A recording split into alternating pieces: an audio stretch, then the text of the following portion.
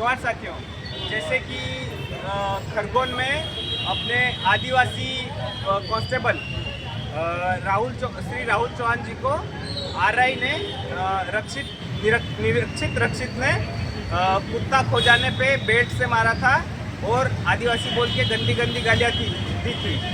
जो 23 तारीख का मामला था, लेकिन हम लोगों ने 27 अगस्त को वहाँ पे अजाक्स थाना खरगोन में गए थे एफआईआर करने के लिए। तो वहाँ पे हमको बताया गया था एफआईआर नहीं लेंगे, आवेदन ले लेंगे। तो हमारी सिर्फ एक मांग थी कि एट्रोसिटी एक्ट में एफआईआर करवाएं। वो एफआईआर नहीं कर रहे थे। जो ड्यूटी ऑफिसर थे उसकी जिम्मेदारी होनी चाहिए थी एफआईआर करना, लेकिन वो नहीं कर रहे थे। इसके लिए हम खरगोन और खंडवा रोड हमने जाम किया था 12 बजे। लेकिन 12 बजे जाम होने के बाद शाम को हमको थाने पे वापस बुलाया कि एफआईआर करेंगे, बातचीत करेंगे करके। तो वहाँ पे सिर्फ एक संगठन नहीं था, बहुत सारे आदिवासी संगठन थे और आदिवासी दो पार्टी थी। एक भारतीय आज़ाद आदिवासी पार्टी BAAP बाप 2 फरवरी 2025 को जिसकी स्थापना हुई है।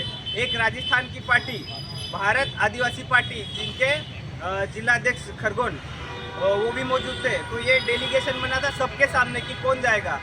जो पीड़ित परिवार था महिला और जेंट्स दोनों को लेके गए थे और 8 डेलीगेशन गया था। फिर वहाँ पे हम जाके बात करें तो पुलिस वाले टालते रहे। आंदोलन को ख़त्म करने के लिए हमको अंदर लेके गए। तो बाहर से जहाँ पे हमने आंदोलन किया था रोड पे, वहाँ से फिर से आवाज़ गई कि अगर एफआईआर नहीं हो रही तो वापस आ जाओ। तो हम वापस आ गए वहाँ से थाने के अंदर से, फिर आंदोलन में बैठ गए।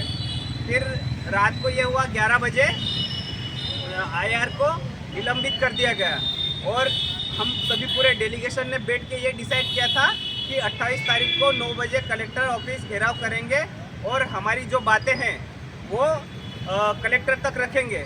लेकिन ये हुआ कि वहाँ पे हमने सड़क भी रोक ली, आंदोलन भी हो गया। तो वहाँ पे कौन कौन आया था? आदिवासी पूरा विपक्ष कह सकते हैं हम लोग, क्योंकि 4 विधायक आए थे।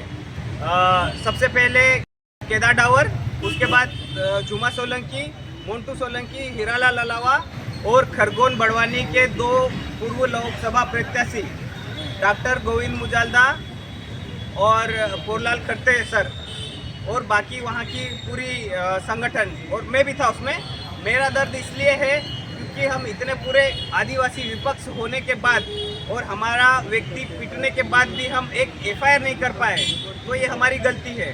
और जब वहाँ पे 28 तारीख को बैठ गए, वो मुख्य बात बताना चाह रहा हूँ मैं, होना ये चाहिए था पूरा डेलीगेशन सबके सामने, पूरे युवाओं बैठे थे अपने आदिवासी।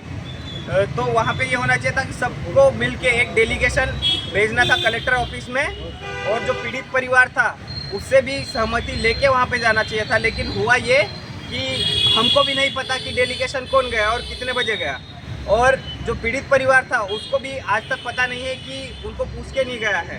तो जैसे ही वहाँ पे गए और बात क्या करनी थी, सिर्फ एफआईआर की बात करनी थी। डेलीगेशन वहाँ पे गए, आधा घंटा डिस्कशन किया और डिस्कशन में क्या निकला कि राहुल चौहान की धर्मपत्नी रिपोर्ट करेंगी आरआई की पत्नी पर, और आरआई पे मोहलत दे के आ गए कि उनको 3 हफ्ते का मोहलत दिया जाए, जांच होगी, उसके बाद रिपोर्ट होगी। लेकिन आंदोलन किसका था?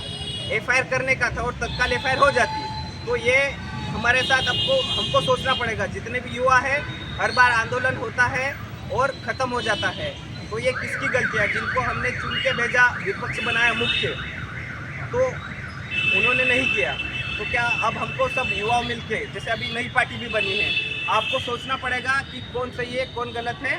तो अब हमको विपक्ष का भी काम करना पड़ेगा। सरकार तो कर ही नहीं रही है।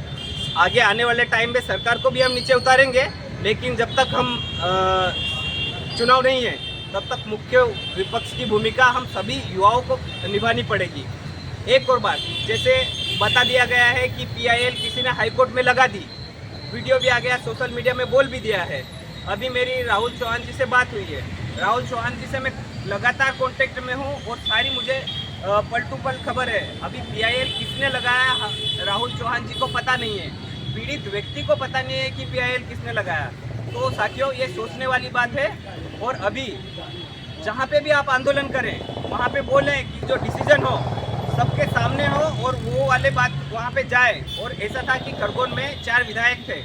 कलेक्टर का डेकोरम के हिसाब से कलेक्टर को सामने आना चाहिए था और पब्लिक में आना चाहिए था, ये नहीं कि विपक्ष वहाँ पे चले, अपने जो विधायक है वहाँ पे अंदर चले गए, तो ये सोचने वाली बात है। तो आदिवासी एक है अपन, लेकिन हमारे ही बीच कुछ जो व्यक्ति हैं वो जाके समझौता कर लेते हैं या कॉम्प्रोमाइज़ कर लेते हैं, या जैसी भी बात हुई है, तो आपको ये सोचना है। जोहार। लड़ेंगे जीतेंगे, लड़ेंगे जीतेंगे। जय जोहर का नारा है, भारत देश हमारा है, जय जोहर का नारा है। भारत देश हमारा है।